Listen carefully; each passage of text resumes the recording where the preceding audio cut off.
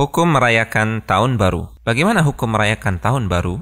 Sebelum menjawab pertanyaan tersebut, mari kita simak beberapa alasan berikut ini. Pertama, turut merayakan Tahun Baru sama saja dengan meniru kebiasaan orang-orang kafir.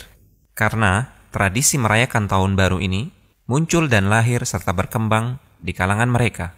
Nabi SAW melarang kita untuk meniru kebiasaan orang-orang fasik, termasuk orang-orang kafir. Beliau SAW bersabda, yang artinya, siapa yang meniru kebiasaan suatu kaum, maka dia termasuk bagian dari kaum tersebut. Abdullah bin Amr ibn al-As radhiyallahu ta'ala anhu mengatakan, siapa yang tinggal di negeri kafir, lalu ikut merayakan perayaan Nairuz dan Mehrajan, 2 hari raya orang Majusi, dan meniru kebiasaan mereka hingga mereka mati, maka dia menjadi orang yang rugi pada hari kiamat kelak. Kedua, mengikuti hari raya mereka termasuk bentuk loyalitas dan menampakkan rasa cinta kepada mereka. Padahal Allah Subhanahu wa Ta'ala telah melarang kita untuk menjadikan mereka sebagai kekasih dan menampakkan cinta kasih kepada mereka.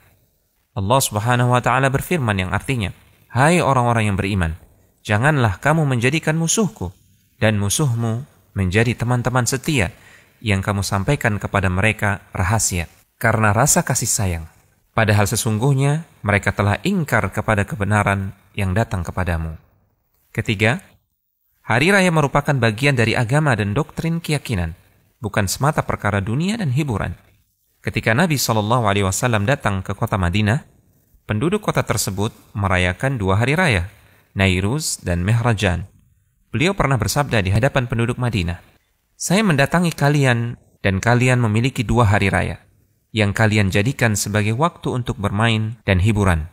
Padahal Allah Subhanahu wa Ta'ala telah menggantikan 2 hari raya terbaik untuk kalian, yaitu Idul Fitri dan Idul Adha. Perayaan Nairuz dan Mehrajan yang dirayakan penduduk Madinah, isinya hanya bermain-main dan makan-makan. Sama sekali tidak ada unsur ritual sebagaimana yang dilakukan oleh orang-orang Majusi, yang menjadi sumber asli 2 perayaan tersebut. Namun mengingat hari tersebut adalah perayaan orang-orang kafir, Nabi SAW melarangnya. Sebagai gantinya, Allah berikan 2 hari raya terbaik, Idul Fitri dan Idul Adha. Untuk itu, turut bergembira dengan perayaan orang kafir, meskipun hanya bermain-main, tanpa mengikuti ritual keagamaan mereka, termasuk perbuatan yang terlarang, karena termasuk turut mensukseskan acara mereka. Keempat, di dalam Al-Quran, surat Al-Furqan, ayat yang ke-63 sampai dengan ayat yang ke-76, Allah Subhanahu wa Ta'ala berfirman, memuji sifat-sifat ibadur Rahman, yaitu hamba-hamba Allah yang terbaik.